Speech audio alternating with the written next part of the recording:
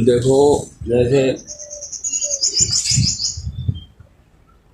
किसी ने भी पहले जाना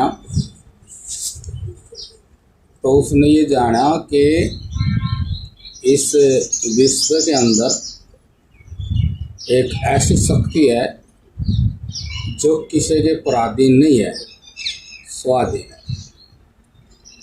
वो जो कुछ करती है वो संसार रहित होकर के, भय रहित होकर के, चिंता रहित होकर के, और फिर अपनी क्रिया करती है। ऐसे ही किसी ने, मनुष्य ने कभी ज्ञान हुआ कि गलत किया था तो नतीजा गलत आया, ऐसा किसी ने ज्ञान हुआ, झूठ बोल दी, धोखा दिया, किसी के साथ छल कपट किया, तो किसी समय उसको ये अनुभव हुआ कि रिजल्ट जो है, या तेरे जीवन में कोई ऐसा संकट आया, उसको ऐसा आभास हुआ। यदि वो आदमी ध्यान देता है इस पे, और यदि बार बार गलती करता है और फिर उसने घाटा महसूस होता है, तो फिर वो उस बुराई को छोड़ता है। उस बुराई को छोड़ता है तो मतलब कि अपने आप को इतना सामर्थ्यशाली बनाने की कोशिश करता है कि मैं पराधीन होकर कार्य न करूं, स्वाधीन, अर्थात मैं अपने ऊपर संयम वाला बनूं, अपने आप में मैं कोई भी कार्य करूं तो मेरे बस का हो। इस तरह की ये बात उसके अंदर निरंतर जीवन भर बनी रहे। उस जैसे ही मनुष्य और भी बहुत उसको चलते हुए मिलेंगे, ये भी उसी मार्ग के हैं। ऐसे जो आदमी चलते हैं तो वे पूर्णतः अपने आप को दृश्य जगत से स्वाधीन होकर चलते हैं। उनका ये धर्म बन जाता है, उनका ये लक्ष्य बन जाता है कि मैं जीऊं तो किसी के परवश होकर ना जीऊं। उसने कई बार अपने जीवन में ये अनुभव किया है कि दुख जो पैदा होता है, दुख की अनुभूति होती है, वो पराधीन होने पर होती है, अर्थात पराधीनता ही दुख का कारण है। और पराधीनता होती कैसे है, उसने भी अपने आत्म दर्शन में ऐसा जाना। जब उसने इस पे खोज की, अध्ययन किया कि ऐसा क्यों होता है, तो वो स्वयं में ही अपने अंदर देखता है। आत्म दर्शन इसको कहते हैं। वो स्वयं में ही देखता है कि इस सारे जितना क्लेश है, इसका कारण मैं या मेरे में ही है। और वो वही उस वस्तु की कामना करके, जैसे परवश हुआ, कोई ऐसी क्रिया के लिए विवश होता है और उसने कुछ करने में क्षण भर के लिए कोई लाभ प्रतीत हो, लेकिन रिजल्ट देने वाला जब वो क्रिया उसके सामने जाती है, तो रिजल्ट जब आता है, कोई भी हम काम करते हैं तो तुरंत उसका रिजल्ट नहीं आता। तुरंत आता है तो उसकी आत्मा में आ जाता है, लेकिन वो उसकी अपेक्षा कर देता, अवहेलना कर लेता है उसके लालच। जब उसके अंदर आता है, जैसे कोई झूठ बोले तो उसके अंदर आता है मैं झूठ बोल रहा हूँ, झूठ बोलनी ठीक नहीं, पकड़ा जा सके, फिर क्या वही आता है उसके। चोरी जारी खोटे काम, जो समाज का चरित्र वो चाहता नहीं। समाज के चरित्र में चोरी जारी खोटे काम नहीं है। जैसे हम यहाँ बैठे हैं, तो हम ये बैठे हैं तो ये भी एक उस समाज का कोई एक छोटा सा रूप है। अब यहाँ आप बैठे हैं तो आप बेझिझक यूँ नहीं कह सकते कि चोरी करना पाप है ही नहीं, झूठ बोलना पाप है ही नहीं। आप अकेले में आप इस बात पे आप जैसा कोई प्रकृति है वहाँ चर्चा कर लेंगे, जैसे बहुत से मतलब ऐसा संगठन सा बन जाए दो चारों का और वे वहाँ अच्छी तरह बतलाते हैं। लेकिन यहाँ जैसे भिन्न भिन्न लोग हैं तो वहाँ स्पष्ट नहीं कह सकते। अब चोरी जारी खोटे काम कोई पाप नहीं होता है। इससे सिद्ध होता है कि समाज का एक अपना स्वतंत्र चरित्र है, उसी चरित्र से समाज का व्यापार होता है। तो कहने का मतलब ये है कि हमें जो मनुष्य शरीर मिला है, या तो हमें स्वयं किसी धर्म का सच्चे ज्ञान का ज्ञान हो जाए तो फिर हमने उसका अनुसरण करना चाहिए, या फिर किसी महापुरुष के संग में ऐसा कुछ हो जाए या किसी पुस्तक में ऐसा कुछ समझ में आए। अर्थात हमें ये सारा मिल मिला कर कुछ पुस्तक, महापुरुष, समाज, आत्म निरीक्षण कि आत्मा भी ऐसा कहता है। सारी चीज़ों को मिलाने के बाद यदि जो सत्य जीवन में प्रकट हो जीने के लिए हमने उसको ही जीना चाहिए, मतलब समय को बर्बाद नहीं करना चाहिए। ये मतलब आपको एक मौका मिला, एक समय मिला और वो हर क्षण आप देखना भाई सूर्य आदि नक्षत्र घूम रहे तो उनकी गति है, उनकी क्रियाएं है और उनकी क्रिया से हमारा भी तय होता है भाई इतने दिन हो गए, इतने रात हो गए, जो भी है। मतलब कि यूँ लगा लो कि जो शरीर मिला ये भी अपनी एक सीमा के अंतर्गत, जैसे उम्र है 80, 90, 100, 50, 60 जो भी है, तो हमने इससे पहले ही अपने आप को स्वाधीन स्वतंत्र और ऐसे करना कि मैं जहाँ भी होऊंगा, जिस तरह होऊंगा, आज मेरे जो विचार हैं ये विचार और शोध करके आखिर में सत्य के रूप में आए हैं। इन विचारों को मैंने सब जगह मिलाकर देखा कि ये स्वतंत्र और सत्य हैं, तो बस मैंने अपने आप को ऐसा ही रखना है। मैंने इस सारे समाज में उस जैसा व्यवहार करके देखा है, पूरी धरती पे देखा है, सब जगह इस चरित्र का प्रचार भी है, सब ऐसा मानते हैं। इसको देख करके सारे विधि विधान बनते हैं, नियम कानून कायदे बनते हैं। तो और उसने भी स्वयं देखा कि इससे मैं खुश रहता हूँ। झूठ बोली तो भय में, चिंता में, सच बोला तो ऐसा उसने अपने जीवन में अपने आप को ऐसा तैयार करना है कि चाहे जीवन हो चाहे ना हो, चाहे जीवन किसी भी रंग रूप में बदला जाए, लेकिन ये जो मेरी विचारधारा, ये जो मेरा आत्मा मतलब अपना आपा है, हमेशा इससे युक्त रहे, हमेशा इससे युक्त रहता है। जो उसको संसार की किसी वस्तु प्राणी पदार्थ की कामना अधिक नहीं हो, क्या आप समझ लें,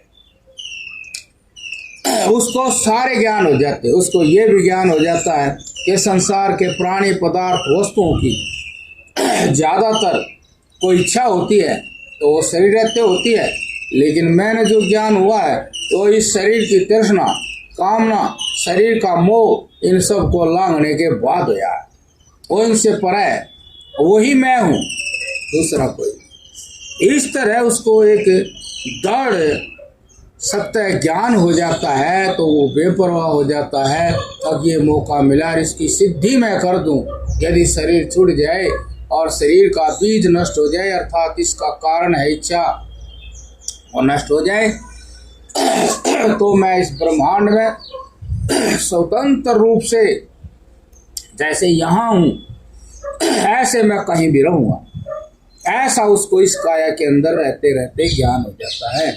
मतलब यहाँ वह ऐसा ज्ञान कमा करके फुर्सत से स्थिर रहता है कि कभी भी ये देह छूटेगा तो फिर मेरी गति इस तरह की रहेगी। उसको शरीर रहते रहते ही ज्ञान हो जाए, उसको सत्य का परिचय हो जाए। अब उसी सत्य के लिए जो कुछ भी हमने करना पड़ा या पहले वालों ने किया, जैसे कि इसको यूं लगा लो, अपने महाराज जी थे, वे हमेशा अपने जीवन में, अपनी आत्मा में, अपनी क्रिया में हमेशा व्यस्त रहते। उनका व्यस्त रहने का कारण ये था, अब मेरी क्रिया में, मेरे मन में दृश्य जगत के प्रति कभी भी कोई राग या कोई सत्ता पैदा ना हो जा, सबसे बड़ी चूक है ये। और वो बीज बन जाएगा तो मैंने निर्बीज समाधि लगानी है, बीज रहित समाधान करना है। बीज रहित समाधान आत्मज्ञान से होता है। जब तत्व ज्ञान हो जाता है तो सारे बीज खत्म हो जाते हैं, वे कारण खत्म हो जाते हैं। जा करके वो कुछ कुछ अहम करता था। ये आप समझ लें कि जो हमारे अंदर ज्ञान होता है, वो ज्ञान अंतर्मुख होने पे वो ज्ञान परमात्मा का ज्ञान होता है। जैसे इस आकाश की और इस जगत की कोई सीमा नहीं है, कहाँ तक है हम इसमें व्यस्त रहते हैं, ठीक इसी प्रकार इस आकाश में, इस जगत में जो व्यापक है परमात्मा, उस परमात्मा का ज्ञान भी इससे कई गुना अनंत है। जिस साधु का मन संसार से ज्ञान कारण, विवेक ज्ञान कारण मुड़ गया और अपने आप में रह गया और सारी इच्छाएं तुच्छ हो गई, तो उसको उस परमात्मा के ज्ञान में रमण करने में कोई सीमा नहीं है, उसका ज्ञान अनंत है। जब तक यह स्थूल शरीर है, जब तक इन प्राणी पदार्थ वस्तुओं की आवश्यकता है, आप समझ ले, जैसे पृथ्वी है, जल है, अग्नि है, वायु है, आकाश है। आकाश में पृथ्वी जैसा व्यापार नहीं होता। पृथ्वी को खोद सकते हो आप, आकाश को खोद नहीं सकते। पृथ्वी में परिवर्तन आ सकते हैं, आकाश में परिवर्तन नहीं आते। इसी तरह आप समझ ले, एक आकाश से भी परे और सूक्ष्म आत्मा है। जब आकाश में कुछ नहीं होता तो आपकी आत्मा में क्या हो? आकाश स्वतः ही स्थिर है, आकाश किसी के अधीन नहीं है। आकाश से भी परे, आकाश से भी सूक्ष्म चेतन आत्मा, उसमें इससे भी विलक्षण धर्म है। वो स्वयं सिद्ध है और चेतन है। आकाश चेतन नहीं है, क्योंकि वो आकाश का भी साक्षी है। आप ये भी समझ ले कि कहीं आकाश का निर्माण भी उस चेतना ने किया। अर्थात परम वस्तु, जो परम सिद्ध वस्तु है, वो आत्मा, अन्य कोई वस्तु, निर्विकार, निष्पाप, निर्दोष जो वस्तु है, वो चेतन आत्मा। उस चेतन आत्मा को प्राप्त होकर कोई भी मनुष्य सब प्रकार की चिंताओं से, भय से मुक्त हो जाए। जैसे पृथ्वी है आकाश में, पृथ्वी और आकाश में जितना अंतर है वो आप समझ लें। पृथ्वी का कोई भी कुछ अहंकारी कर लेगा, आकाश का नहीं। अब आकाश में जो हो सकता है वो आत्मा में नहीं होता। आत्मा इससे भी विलक्षण है। आत्मा चेतन है, आकाश चेतन है। जो चेतन धर्म है वो आत्मा का है, आकाश का नहीं है। जिस तरह से वही पृथ्वी सूक्ष्म होती हुई आकाश बन गई, इसी प्रकार से इंद्रियां सूक्ष्म हो, मन बन जाता है, मन सूक्ष्म हो, ज्ञान बुद्धि बन जाती है, अब वो आत्मा इस तरह से सूक्ष्म नहीं होता, आत्मा का तो प्रतिबिंब पड़ता है उसमें, तो वो कार्य वो वस्तु क्रियाशील हो जाती है। आत्मा का प्रति जब वो अत्यंत सूक्ष्म होता है तो इस भेद का ज्ञान होता है। आत्मा इस धर्म जैसा नहीं है, अर्थात ये जो शरीर है इस धर्म वाला आत्मा नहीं है। आत्मा का तो धर्म ही अलग है, अर्थात वो ज्ञान धर्म है, और जबकि पृथ्वी जल अग्नि वायु आकाश ज्ञान धर्म नहीं है।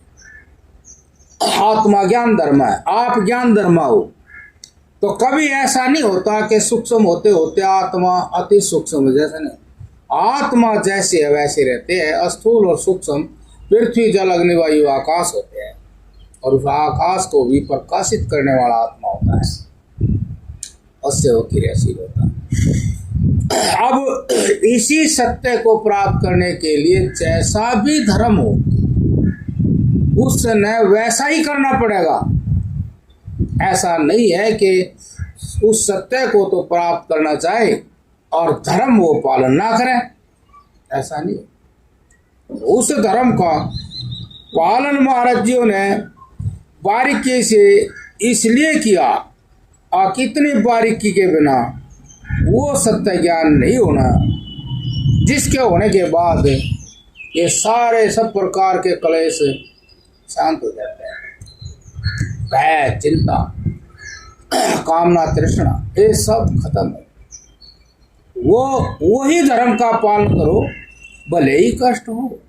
यदि आपका इरादा यथार्थ है तो आपका कष्ट भी उसी का बल बन जाएगा। आप इतने धैर्य से उस कष्ट को सहन करेंगे विवेक ज्ञान के साथ, तो वो कष्ट भी आपको एनर्जी देगा और ज़्यादा ताकत बढ़ाएगा आत्मा की, और फिर नए सिरे से आप उसको ऐसा करेंगे। तो मतलब ये कि इस सृष्टि में जो मनुष्य जीवन है उसका प्रयोजन इस संसार से मुक्त आत्मा को जानना है। मुक्त आत्मा, आप देख लो जितने भी मनुष्य हैं जो काम कर रहे, बिल्कुल वो का वो काम सभी प्राणी कर रहे। जो मनुष्य मोक्ष का साधन करता है ऐसा एक भी प्राणी करता हुआ दिखाई नहीं दे रहा, कोई भी प्राणी ऐसा करता है। इसलिए जो मनुष्य का कर्तव्य धर्म है, जो खूबियां मनुष्य शरीर में दी है परमात्मा ने, उनका प्रयोजन ही मोक्ष की प्राप्ति है। यहाँ कोई भी जन्म लेता है वो भावनाओं की बेड़ियों में जकड़ा हुआ ही पैदा होता है, नाना प्रकार की दृष्टियों में बंधा हुआ ही पैदा होता है। चाहे कोई प्राणी है चाहे मनुष्य है, सभी कुछ न कुछ किसी न किसी तरह की व्यवस्था कारण यहाँ प्रकट होती है। लेकिन मनुष्य एक ऐसा है, ये इसमें बात ऐसी क्यों की कि मनुष्य एक ऐसा है जो स्वतंत्र है कर्म करने में। तो मनुष्य स्वतंत्र है कर्म करने में, तो कौन सा कर्म है ऐसा जो सब प्राणियों से अलग मनुष्य जीवन में हो सकता है? तो वो मोक्ष है कि सब बंधनों से मुक्त होकर जीना। आप ये समझ लें कि भाई मोक्ष के साधन में मनुष्य ने ना कोई चीज पकड़नी पड़ती ना कोई चीज छोड़नी पड़ती, बल्कि एक मुकम्मल मनुष्य के जीवन में जीना पड़ता है। मुकम्मल जीवन ये जो मनुष्य है उसने उस आत्मा को आधार बना करके जीना, कि ये जो काया के अंदर आत्मा है ऐसा कोई प्राणी नहीं कर सकता, मनुष्य कर सकता। जो काया के अंदर आत्मा है वो आज भी वही है और कल भी वही रहेगी और 100 साल के बाद भी वही रहेगी, 80 साल के बाद भी वही रहेगी। ऐसा इस मनुष्य ने ज्ञान है। अब मैं कोई भी अनुभूति आज कर रहा हूँ तो 1 हफ्ते वाला जो मैं हूँ वही अनुभव कर रहा हूँ। तो 1 हफ्ते पहले मैं था, मैं करके था, वही मैं अनुभव कर रहा हूँ। ऐसे उस आत्मा में ही वृत्ति अर्थात उस आत्मा को ही सामने रख करके जीना, यही जीवन मुक्त जीवन है, यही वो मोक्ष का साधन है। और यही करना भी चाहिए कि हम मन कितने ही जो संस्कार वासना हमारे मन में होते हैं, तो हम सब कुछ करते हुए भी उसमें भी 70-80% उसमें उलझे हुए रहते हैं। हम चल रहे हैं तो 70-80% जो हमारे मन में जो काम कर लिए, जो करने हैं, उनमें उलझे हम चलते हैं। और ये जो मोक्ष है, ये हमें जो है ज्ञान देता है कि आप जो कर रहे हैं वहीं रहें। अर्थात जो जीवन मुक्त पुरुष होते हैं वे काम करते हैं, सब कुछ करते हैं, लेकिन वे वहीं रहते हैं। संस्कार और वासनाओं का बल उन्होंने खत्म कर दिया, इसीलिए वे मुक्त हैं। कोई चीज़ छोड़नी नहीं, किसी चीज़ को पकड़ने की कामना नहीं करनी। हमारा जीवन है, हमारे सामने जो है उसको आप वहीं हाजिर नाजिर होकर के करें। आप कभी भी संसार में कलेश को प्राप्त नहीं होंगे, बंधनों को प्राप्त नहीं होंगे। आप जितने जी उस परमात्मा की अनुभूति करेंगे। परमात्मा की अनुभूति के लिए ही मनुष्य जीवन है कि ये सारा का सारा परमात्मा का स्वरूप है। ऐसी स्मृति हमें हमेशा रहनी चाहिए कि वो परमात्मा है, दूसरा कोई चीज। दूसरी जब कोई चीज देखते हैं, कोई भी दूसरी चीज की दृष्टि बनाते, तुरंत संस्कार और वासना सक्रिय हो जाते और हम उसी के अधीन होकर के उससे क्या कर सकते हैं वो काम करते हैं। यदि हमने एकाग्रता के कारण वर्तमान में जीना आ गया तो संस्कार वासना निष्क्रिय पड़े रहते हैं। और यदि करते रहें तो वे ऐसे ही हो जाते हैं जैसे कोई आदमी बेहोश हो गया तो कुछ नहीं करते। जैसे पेड़ है, बेहोशी की हालत में, ये बोलते नहीं लेकिन बढ़ते हैं, कुछ भी नहीं करते। ऐसे हमारे मन में जो संस्कार वासना पड़ी हैं वे उस वक्त बेहोश हो जाए, उनमें से आत्मा निकल जाती है, चेतना निकल जाती है। कब? जब हम एकाग्र रहते हैं। कुछ काम करो, कुछ भी, लेकिन आपकी एकाग्रता बनी रहनी चाहिए। खाओ पियो रहो सो कुछ भी, चाहे ऐप भी करो, लेकिन एकाग्रता रहनी चाहिए। एकाग्रता में कृष्ण भगवान अपनी गीता सुनाते हैं, यदि आप एकाग्र रहेंगे तो आप कोई भी ऐप करें, लेकिन एकाग्रता में तो कृष्ण भगवान है, फिर वे आपको गीता सुनाएंगे, ज्ञान का उपदेश करेंगे, फिर आप मजबूर होकर उसका त्याग करेंगे। आपको गीता का उपदेश क्यों नहीं सुनता, भगवान के वचन क्यों नहीं सुनते? ये हमारा जो सुनने वाला वो बिखरा रहता है। उनके वे सारे सब हम 24 घंटे, ये तो साइंटिस्टों वालों ने भी अनुभव कर लिया कि इस ब्रह्मांड में कोई आवाज़ आवे और वो आवाज़ जो है ओम की ध्वनि है। ऐसे ही हम नहीं महसूस करते क्यों? हम वैज्ञानिक नहीं हैं, हम प्राचीन कार्बन कॉपियों में जिंदगी जीते हैं। यदि हम एकाग्र होकर जिए तो आपको वही गीता, वेद, उपनिषद जय हो, उनके ज्ञान आपको वहीं हाजिर हो जाएंगे, वहीं के वहीं हाजिर हो जाएंगे और आप आकर्षित हो। तो कमाल की बात है। उस किताब में ऐसा पढ़ा था, वो आज मैं अंदर ही सुन रहा हूँ। वो महाराज जी ऐसा कहे थे, आज मैं अंदर ही सुन रहा हूँ। बताओ, ये जितनी बातें बाहर हम सुन रहे हैं, पढ़ रहे हैं, सारी तो अंदर है। जैसे हम एकाग्र हुए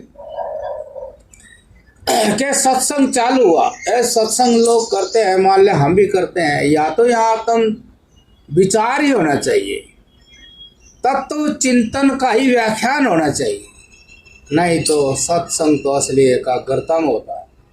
जब हम एकाग्र होते हैं तो सत्य के साथ होते हैं और सत्संग से विवेक ज्ञान होता है। देखो, और जिनने ज्ञान नहीं, जिनने कुछ अपना लौकिक स्वार्थ पूरा करना हुए, सत्संग भाई सत्संग चल रहा, भाई सत्संग चल रहा है, अरे सत्संग चल रहा है, विवेक क्यों नहीं हुआ? विवेक ज्ञान क्यों नहीं हुआ? जब सत्संग से विवेक होता है, सत्य असत्य का भली भांति ज्ञान होता है संशय रहित ज्ञान होता है, सत्य है सत्य का। फिर आप रोज सत्संग करते तो विवेक नहीं हो। सत्संग हम करते नहीं। सत माने जो सदा सद रूप से विद्यमान है। वैसा कब होगा? जब हम एकाग्र होंगे। एकाग्र होंगे तो हम होंगे, क्रिया होगी। और हमारा स्वरूप क्या है? ज्ञान स्वरूप। स्वरूप से हम ज्ञानी है। अब जब हमने स्वरूप से भेंट ही नहीं की तो हम अज्ञानी है। नहीं, स्वरूप से तो हम ज्ञानी है, अज्ञानी नहीं है। हमें सब प्रकार के ज्ञान, जैसे उस परमात्मा को सारे विश्व का ज्ञान है। वो परमात्मा इतना, ये जो हम रचना देख रहे हैं, ये पेड़ जैसे बना, तो वो परमात्मा स्वयं ही पेड़ बन गया। ये दूध परमात्मा का ऐश्वर्य है, तो स्वयं ही वो परमात्मा दूध बन गया, गाय रूप में बन गया, इस रूप में परमात्मा ही बन गया। क्योंकि उसमें ही ये विद्याएं हैं कि वो अपने जो है ऐश्वर्य को रूप रंग दे देता है। ये सारा जो कुछ देख रहे ये उस परमात्मा के सामर्थ्य का परिणाम है। वो परमात्मा ही है ऐसा। उसको समझने के लिए जिसके अंदर कभी सत्य जागा हो, उसी सत्य अनुसार जीवन जीना चाहिए। या कोई महात्मा ऐसा हो, यदि हमें मुक्ति की भूख है, कल्याण की भूख है, हम दुखों से छुटना चाहते हैं, तो ऐसा कोई महात्मा मिल जाए तो फिर 100% कोशिश करेगा। आप उसी महात्मा की 100% कोशिश करनी चाहिए। रत्ती भर भी संसार की कोई सत्ता नहीं देनी चाहिए। आप समझ लो, आत्मा के अतिरिक्त सब संसार है। आत्मा के अतिरिक्त, अपने आप के अतिरिक्त सब संसार है, और सरकता रहेगा, हम उसके पीछे चलते रहेंगे। संसार सरकता रहेगा आगे और हम उसके पीछे चलते रहेंगे, और हमेशा भूखे प्यासे रहेंगे। किसी के पीछे चलने वाला आदमी कभी चकता नहीं। ऐसे वो संसार के पीछे चलेगा। ऐसे कोई महात्मा उस संसार से मुख मोड़ कर चला है, ऐसा मुख पुरुष यदि हमारी समझ में आ गया तो फिर वैसे ही चलना चाहिए। ऐसे अपने आप में हम किसी प्रकार की बाहर की सत्ता दे करके हम वैसा जीवन जी रहे हैं, तो हम अपने साथ धोखा छल कर रहे हैं। टाइम पास हो जाएगा, शांति नहीं मिलेगी। सुख शांति तो ज्ञान से मिलती है, वैसे भी ज्ञान से ही मिलती है मोटे रूप में। यदि आंख बंद कर दी जाए परेशान हो जाएंगे, यदि कान बंद कर दिए जाए परेशान हो जाएंगे, मुंह बंद हो जाए परेशान हो जाएंगे। तो ज्ञान मिलता है इन चीजों से, ये भी तो हम सुखी होते। ये तो मोटी सी बात होगी, सीधी सी बात होगी। सुख किससे होता है आदमी को? ज्ञान से। यदि ज्ञान नहीं हो तो सुख नहीं हो। इसीलिए आदमी की सब आँख नाक कान बूढ़ी हो जाती हैं, उनके सामर्थ्य घट जाता है। जब भी वो ज्ञान के लिए उन्हें ना ठीक ठाक सा कराने की कोशिश करें। अगर ज्ञान मिल जाए, ज्ञान ही ज्ञान की प्यास में है। बड़ी अजीब बात है। हमारी जो कायम है वही तो ज्ञान है, वो ज्ञान ही तो ज्ञान है, उसके बारे में जानना ही तो ज्ञान है वास्तविक। लेकिन हम ये छेक हैं जो इनमें से जो ज्ञान बह रहा, अब उसी ज्ञान को पहचान करके हम उसी को चाहते चाहते चले ही जाते हैं, क्योंकि वो तो हर एक चीज़ की सीमा है, शरीर की भी सीमा है। तो हम नू करते करते वो उधर चला जाता है और हमारी आंखें बाहर फटी रहती है। अरे वो ज्ञान, वही ज्ञान, वही ज्ञान। ऐसे जो महापुरुष हैं इसमें रहते ही हैं। ऐसा नहीं होता बिल्कुल सफा हो जाता, कोई ना कोई जो है ऐसा रहता है, और उसकी प्रेरणा से अपने आप को जगावे। तो ये जैसे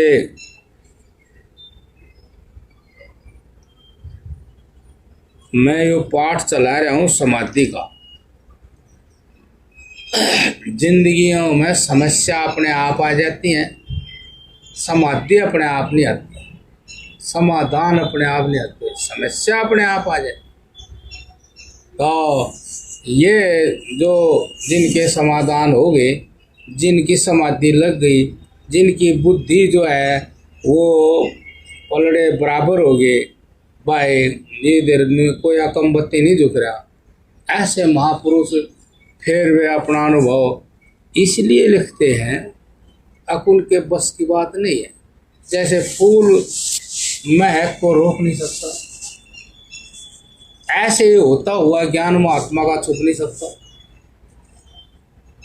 छुप नहीं सकता। वो आत्मज्ञान ही ऐसी चीज है कि जो ज्ञान का मान है वो रुकता नहीं है और छुपता नहीं है, कहीं ना कहीं तो वो निकलेगा। जैसे एक महात्मा को एक आदमी मिल गया, नारायण महाराज जी नारायण नारायण, सुनी नहीं, फिर महाराज जी नारायण नारायण नारायण नारायण। महाराज जी मैं बहुत परेशान। महात्मा बोले क्या बात होगी, काम ही नहीं बन रहा कोई। तो महात्मा अपने ज्ञान से बोला कभी तक काम बनया होगा। बोला हाँ हाँ बनया, तमका दोनों बात हार था दिन और रात, तो काम बनना ना बनना तो एक ही पक्ष ने पकड़े रहेगा ना तो दुखी रहेगा।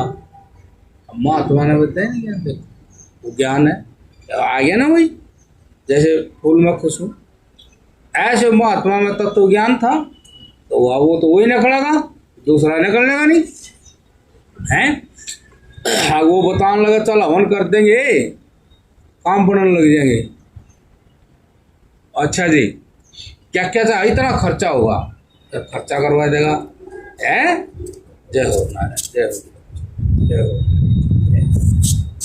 फिर खर्चा हो जाएगा इतना, तो सत्य तो अटल है, सत्य तो ये है अब बने भी का और ना भी बने।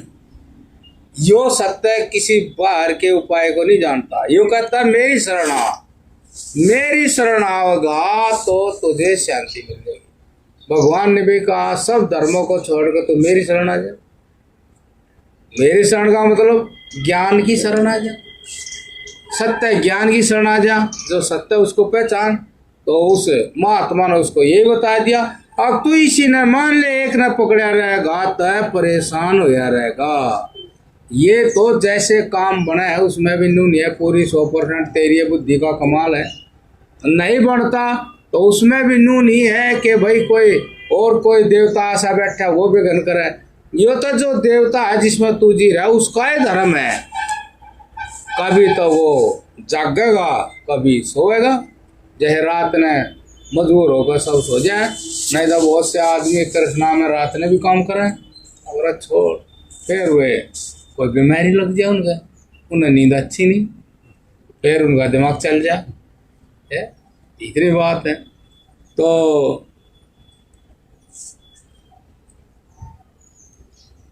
अब ध्यान में मन को स्थिर करके जिधर पुनः यह तनाव प्रेरित करता है उस दिशा के दुखों को ध्यान में ही साक्षात्कार करके उनमें भय देखकर मन को उधर जाने से रोके। समाधि का कार्यक्रम चल रहा, जैसे कोई महात्मा भिक्षा कर रहा, कुत्ता ने पाल लिया, बासी कुछ रोटी मिली ना मिली, परेशान, और तो वो परेशान कर मान लो नू का वहीं ठीक था, तो फिर वहाँ के दुखों को याद करो। अब वहाँ तो ऐसे ऐसे दुख हैं, अब जो हमने सुख पाले हैं वही दुख में बदल जाते हैं, तो फिर क्या करेगा। यहाँ खाली ये तो दुख है और तो कोई दुख नहीं। अब जो तने पाल रखे वे दुख दे, यहाँ तो वैसे जीवन में आए हुए दुख हैं, वहाँ जीवन में भी दुख आएंगे और जो पाल रखे वे दुख रूप हो जाएंगे। जैसे किसी के बुढ़ापे में बच्चे सेवा नहीं करते, और दुख तो वे आएंगे, सर्दी का, गर्मी का, भूख का, प्यास का, जोड़ा में दर्द, पेट में दर्द, सिर में दर्द, है, आँख नाक कान वे सब जाड़ दांत हरने लग गए, वो तो दुख आएंगे, वो भी आएंगे, लेकिन यहाँ तो एक ही दुख है। और ये दुख भी तो देखते ले यूं ही बना रहेगा क्या। और तो यही बात है कि जब हम ध्यान में बैठते हैं तो वही पुराने सुख हमारे अंदर बहुत बढ़िया बढ़िया सज धज के आएंगे। जैसे जब आदमी बारात जावा तो सज धज के जावा है, बढ़िया लगा है तो भाई। और कोई भी लटोता जहाँ जावे वे बड़ा सम्मान हो, बड़ा सम्मान हो, इज्जत मिले। ऐसे ही जब हम ध्यान करते हैं तो ध्यान में सारे सुखों का अभाव हो जाता है। काम नया है तो उसी वक्त हमारे मन में पड़े हुए संस्कार वासनाएं बहुत बढ़िया बढ़िया तरह से जागे हैं और वो इन सुखों को दिखावें और उसको प्रेरित भी करें, अर्थात उसका ध्यान भंग होके और यो चले, फिर हमारी खुराक मिले। ऐसे ध्यान में होता तो फिर उस साधक ने क्या करना, अब देख देख देख ये जो मन में तरंग आ रही है ना, ये मन वहां लेके जा तो देख ले, फिर वहां दुख भी कितना ही है? आज जैसे लड़के का ब्याह हो गया और बस एक आध बालक हो गया और फिर एक दिन साधु से आगे बोला, महाराज जी ने कहा, हाँ। मेरी बहू ने बोली, यूं आंगली कर चला जा मेरी आंखें आगे तो बस।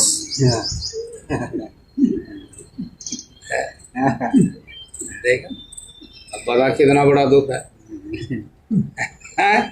बताओ, रोटी मांगने वाले देने वाले नू तो नहीं कहा, उन्होंने गाली बासी रोटी दी है, बासी रोटी दी, इज्जत से दी है, लो भारत जी है।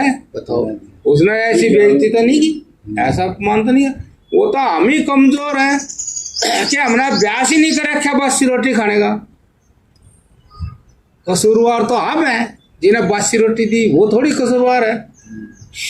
एक बार एक महात्मा घूम रहा था, ऐसे देश में था, ऐसी जगह था, वहाँ ऐसे लोग थे, नर्मदा किनारा घूम रहा था।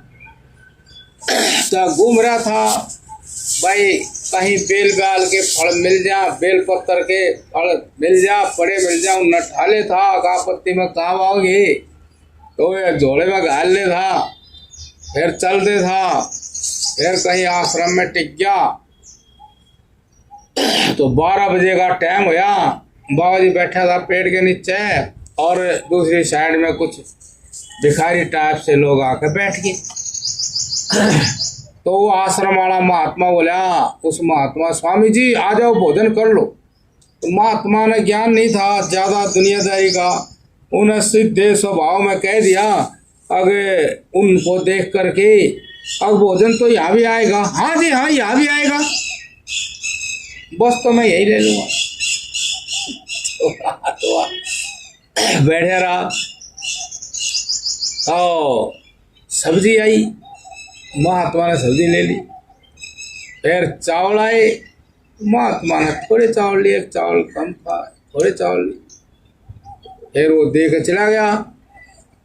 और जो भिखारी थे उन्होंने कहा, नर्मदे हर। जो महात्मा बैठा था वो बोला, रोटी तो आई नहीं, नर्मदे हर होगी। 24 घंटे महात्मा भोजन करे और रोटी तो आई नहीं, नर्मदे हर कर दी, टेंशन होगी बाबा जी का। अब 24 घंटे हो गए भोजन करे और रोटी आई नहीं। तो महात्मा उनसे बोला, अगर रोटी नहीं आए, नहीं वे तो बेफिक्री में बोलना बढ़िया। महात्मा की आवाज भी रेगड़े, दम लेगड़ गया और वे कह रहे नहीं। अब बात वाला बड़े भाई, थोड़ी सब्जी थी, थोड़े चावल थे बड़े है, उसने नर्मदे अधिक हर कर दी, नर्मदे हर। फिर अपना झोला टटोला भाई, बेल बाल देखी कोई फोड़ का खा, पूर्ति तो करनी पड़ेगी। और महात्मा बोलते रहा, भाई रोटी दी नहीं महात्मा ने, भोजन करा, वो टेंशन उड़ गया महात्मा में, उड़ गया रोटी दी नहीं महात्मा, कैसा भोजन करा हुआ है, फलाना टकाना उड़ गया। और वे खा खू गए, ये टकार मारा ठहरी और सिर पर हाथ फेरा, ओ लाले रे बीड़ी लाले, उनको टेंशन एक का चाला नहीं, बैठ थोड़ी देर और बैठेंगे फिर चल लगे मतलब कोई टेंशन नहीं, चावल खा गए, सब्जी खा गए, कोई टेंशन महात्मा टेंशन बेटा। अब वही तो डकारे देख, डकारे ये तृप्त हो गए, डकारे ये महात्मा की तृष्णा थी, तृप्ति थी, परेशान वही क्या, चलो तो बात है। फिर अब कपड़ धोने गया महात्मा, वहाँ भोजन कर रहे महात्मा, सब रोटी सब्जी और चावल सब कुछ खा रहे। वो देखा यार ये बाबा जी न गड़बड़ कर रहा रोटी नहीं दे रहा, उनको दे रहा है महात्मा को। फिर महात्मा के अंदर ज्ञान जा क्या, अब चाहे कुछ भी कर रहा है हो, कुछ तो अच्छा कर रहा, तो इसमें दोष क्यों देखता है। यो रोज इन खवाता हुआ चावल दाल दूध कुछ भी तो खवाए तो रहा, अब तेरे तक का हाथ उसने, अब स्वामी जी आ जाओ भोजन कर लो तो बन गया त्यागी तो गया नहीं, वो लुई करा उन्हें तो अपनी तरफ से कहा था, उस बात का तने मेरे नहीं, वो उस बात को क्यों बताओगा, ऐसा बात हो। और तो जो आदमी जैसा है वहीं जाकर स्थिर हो जा, तो उस जैसा कोई सुखी आदमी, और जो जहां है वहां सुखी नहीं होता, उस जैसा दुखियारा आदमी कोई नहीं। अब वे जैसा होता था वे तो संतोष कर रहे थे, इसलिए वो टेंशन क्यों ले। अगर रोटी वे खूब सपड़ सपड़ खाइए, पेट भर गया, और भाई हाँ भाई अच्छी अच्छी मीठी मीठी बात करा, बाबा जी उड़ रहा रोटी में, बाबा जी ने कोई ज्ञान की बात आवली, और रोटी रोटी दिखो उसने है, तब उस बाबा जी ने ज्ञान होया। भूखे वजन कैसे करेगा जी। हाँ वो जो बाबा जी ने अब हर स्थिति को धैर्य से पास कर, जब आत्म दर्शन होगा। मन मुताबिक चीजों के साथ आत्म दर्शन कब तक पावेगा, है मन मुताबिक। संसार तेरे अधीन, संसार ने जो करना जैसा उसको उचित है वो करे, अब तने क्या उचित है अपने आत्म कल्याण के लिए वो कर, है ये ऐसे उस महात्मा ने तो ऐसा हो जाता है। लेकिन आत्मा को छोड़ना नहीं है, बाहर की चीजें विघ्न करती हैं। यही महाराज जी यही कह रहे, आग भाई वो महात्मा ने देखा कोई बात नहीं, प्राण तो करने के नहीं, कुछ तो गया है अंदर, बाकी संतोष धारण करो। ऐसे महाराज जी ने कहे कि मन को स्थिर करके जिधर पुनः यह तनाव प्रेरित करता है, उस दिशा के दुखों को ध्यान में ही साक्षात्कार करे, आमने सामने। वो जो तनाव आओगा, सुख छोड़ दिया ना किसी को, सुख छोड़ दिया, जैसे आपने भी लगाओ खाज हो रही खुजाओ नहीं, तो दो हाथ ऊँग नहीं जाएगा, अब खुजाई लेता खुजाई लेता खुजाई लेता। और सिद्धांत न्यू का है कि कोई चीज सदा एक सा रहती नहीं, तो या खाज भी सदा रहने की नहीं, तो तू धैर्य रख, बिना एक खुजाई मिट जा, और तय तो जीवन अलग हो गया, इच्छाओं से मुक्ति मिल गई। ऐसा वे न्यू का है जब भी मन उधर जाता है, उधर के जीवन से जो तू सुख मान रहा, उनके नतीजे में जो दुख दिखाई दे हैं मिले हैं, और को तो वे दुख याद कर। तेरा मन जब ध्यान में स्थिर ना हो और चीजों का ख्याल करता, तो उन चीजों से प्राप्त दुखों का ध्यान कर, देख ऐसे ऐसे दुख हैं, और यदि तू ऐसा नहीं करेगा तो गारंटी नहीं कि अब जो जीवन मिला इससे बढ़िया आगे मिल जा। आज शायद तुझे जो वैराग्य हुआ है वो पता नहीं अगले जन्म में ना हो। आज इस वैराग्य से जो तू बढ़िया साधु बन गया, साधना कर रहा, अगले जन्म में क्या पता ये मन में जाग गई नहीं, और उसी संसार की कामना करे और उसी संसार की कामना करके तू इस शरीर आत्मा और इस शरीर को अत्यंत क्षीण करके किसी बात के करने योग्य ना रहे, तो उस समय तेरे सामने दुख ही दुख हो रहेगा और कुछ भी नहीं। ऐसे ध्यान कर, ऐसे ध्यान करेगा तो जब सत्य मन को दिख जाएगा तो तेरा मन वहां जावे नहीं। देखते आख्या कोई कुएं में गिरते नहीं। देखो तो ऐसी तख्ती पे लिख ले, जब भी मन वहां जावा तख्ती दिखा दे, देख ले। फिर जैसे एक महात्मा ने चेली बना ली, वो झगड़ा सा हो गया, और तो वो महात्मा तो झगड़ा पड़ा जो वो चेली का, देख ले फिर तू। या बात महात्मा ने अपने मन में बोलनी थी चेली बनाने से पहले, देख ले फिर वो उल्टे सुलटे बोल लगे, फिर क्या करेगा तो है। देख ले फिर तू, या बात महात्मा ने अपने मन में जब बाहर तृष्णा जावे थी ना, जब उनने कहनी थी आक, देख ले फिर तू, ऐसा भी होगा। देख ले फिर तू, फिर ऐसा भी होगा। ऐसे जब मन को सच दिखाओगे तो मन जावे ही नहीं। आप देख लो, जहर मिले हुए भोजन को कोई भी नहीं खाता, कांटे पड़े हुए रास्ते में कोई नहीं चलता, आग में जाने को कोई नहीं बढ़ता। अपनी आत्मा से प्यार तो है, तो फिर प्यार है तो फिर भी जान के ही क्यों जावे। उस सुख में दुख भी तो देख, जो सुख दिखाई दे रहा है उसके बिल्कुल ही बगल में दुख बैठा है। एक बात हो जा, फिर मैं भी अपना रूप दिखाऊंगा। तो छुपे हुए दुख को पहले ही देख ले, तो फिर वो सुख महत्वपूर्ण नहीं रहता, उस सुख में फिर वजन नहीं रहता। इसीलिए महात्मा जो आत्म चिंतन वाले होते हैं, आत्म दर्शन वाले होते हैं, वे क्यों लंबे समय तक स्थिर रहते हैं। वे देखते हैं कि दुख, वो दुख बैठा वहां, वे सुख ने नहीं देखते, पहले दुख को देखते हैं और फिर उनको भी देखते हैं। जो आदमी फैलोगे, जो महात्मा फैलोगे हैं, बड़े मर्द के पास आ गए महात्मा, तो वो बस बैठा था। महात्मा तो था ठीक, लेकिन वो थोड़ा सा समाज सेवा में चला गया, तो वो कह रहा अब हार्ट का होया ऑपरेशन ऐसा ऐसा होया, पहले मार ने कह दिया भाई सेवा सेवा ज्यादा लेंगे तो देखो दुख तो भुगतना ही पड़ता है। देखा उस महात्मा ने वो दिखे, उस महात्मा ने वो आत्मा इतनी सर्वोपरि सर्वश्रेष्ठ दिखी नहीं, उसने सर्वश्रेष्ठ समाज के काम दिखे। देखो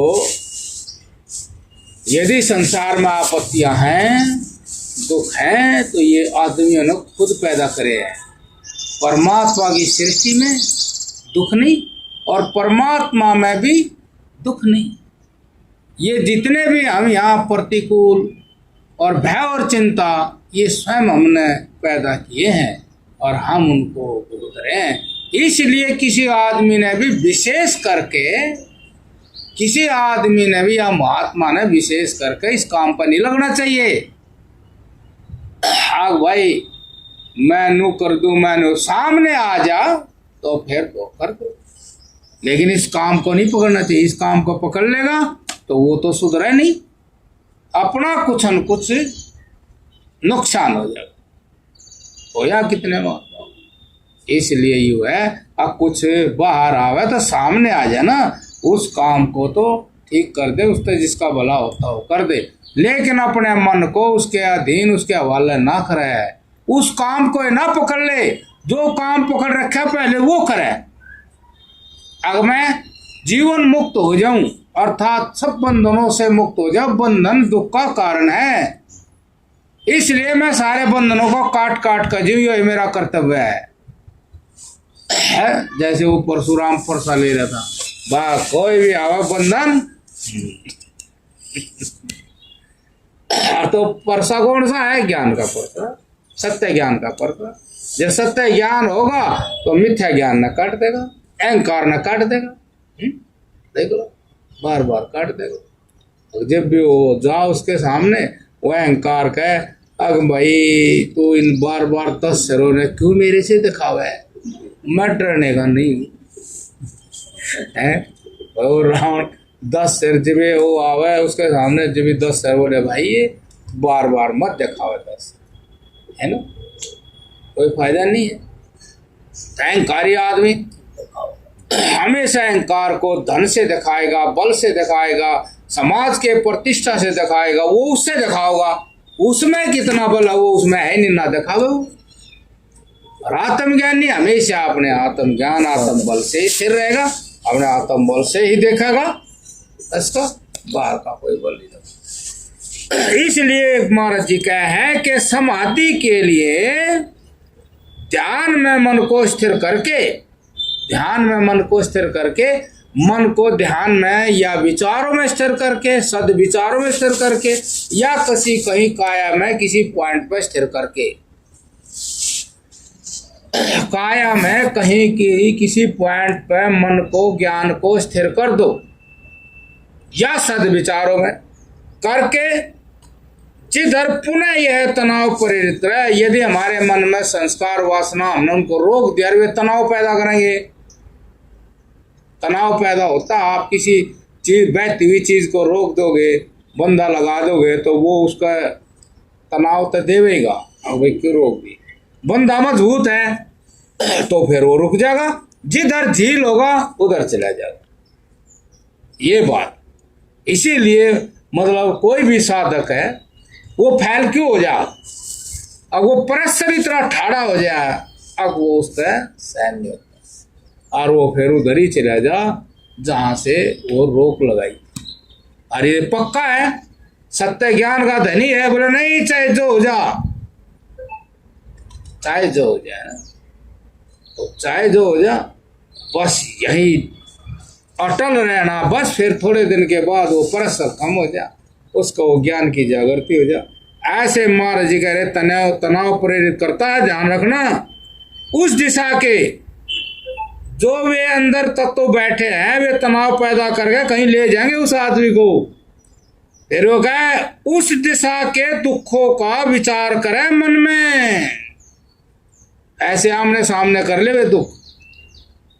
ध्यान मतलब विचार करें कि जहां ये ताकत लगा रहे तना लेकर जाने चाह रहे, तो वहां देख तो ले एक बार, अपने मन में ही देख ले, अब कितने भयंकर दुख और पराधीनता और मृत्यु को प्राप्त हो जाएगा। ये मनुष्य शरीर इस बात के समाधान के लिए मिला था, ये समाधान रुक जाएगा बीच में, देख ले फिर घाटा कुछ भी नहीं है। वही चीज तुझे मन के भावों से प्राप्त हो जाएंगी, अस्थूल देह में आपको आने की जरूरत नहीं है। ऐसे बार बार उस वस्तु को अपने सामने ला करके जब विचार करेगा तो वो दुख भय देने वाला हो जाएगा उसको, मौका है कर ले। और नहीं तो ये एक क्षण का सुख भयंकर दुखदायी गड्ढे में डाल देगा ले जाकर, और फिर पश्चाताप के सिवा कुछ नहीं। पश्चाताप करेगा, अगर कर लेते काम ठीक था, आजाद बैठे रहते, आज हमने ये खाम खा ऐसा कलेश पाल लिया है, जैसे कोई कितने भेड़ बकरी पाल ले, डांगर पाल ले, बालक होगी, उसके जगह छोटी पड़ेगी, फिर रात दिन कमाओगा, आगे इनकी भेड़ बकरी आगे न्यारी, डांगर आगे न्यारी, बालका न्यारा न्यारा घर लगे रह, फिर इतना काढ़ा जगह। चल भाई तो इतना काम ना फैलावे है, आगवा इतना लंबा धागा वो पिरो लिया, वो सराउड़ जैसे सिमन के चलेगा, फिर एक टांका लाओगा इतना वो आगे उड़ा गांठ लाग जाएगी, फिर उन्हें सड़ जाओगा है, फिर सिल लगा बोला सिलाई क्या होगी, कुछ भी नहीं होगी। ऐसे महात्मा या कोई गृहस्थी साधक का मतलब है, या कोई साधक चाहे महात्मा हो चाहे गृहस्थी हो, और वो इतना उड़ ले है जैसे डेरे में बढ़ा ले, बहू का तो सारा बिजली का बिल, पानी का बिल, गलालू गंठे गोभी और सब्जी सारा उड़े खड़ा पावे सारे कदे मंडी में, कदे बिजली के, कदे पानी के, और बाबा जी आजा फिर कहीं टूना टोट के यो ले लो भाई चंदे तो झाड़ दे, ये काम पड़ा क्यों, फिर वो चलाना भी तो, वो डेरा चलाना भी तो, ऐसे थोड़ी भगत भी तो बहुत शान हुई थोड़ी जाकर पूजा चढ़ाते फिर कुछ न कुछ पकड़ रखना पड़ेगा है। हाँ, जीवन मुक्त पुरुष की इच्छाएं बहुत ही थोड़ी होती है, और वे थोड़ी सी इच्छाएं जो हैं प्रकृति या समाज आराम से देकर खुश हो है। उसकी थोड़ी इच्छा हो आराम से दे देता है, और वो इतना ज्ञान का धनी है, जहाँ रहे और तत्व ज्ञान का व्याख्यान करे तो वे तो उसको बहुत ज्यादा भी दे सकते हैं, लेकिन लेगा तो फंसेगा। उसने निकलना है, इसलिए उसमें से उतनी लेता है जितनी जरूरत है, चाहे कोई भी चीज क्यों नहीं हो, जितनी जरूरत हो उतनी लेता है। तो ये इस तरह से जो इच्छाएं ना के समान हो जाती है तो बुद्धि उनसे मुक्त हुई सम हो जाती है, और सम हुई बुद्धि उस आत्मज्ञान को उठा लेती है, और आत्मज्ञान को उठा करके बाहर फैला देती है, और वो जो इस ज्ञान को फैलाते हैं वे लोग उससे तृप्त होते हैं। अब हाँ, हकीकत में बात तो यही है जो कह रहे हैं, इस तरह से।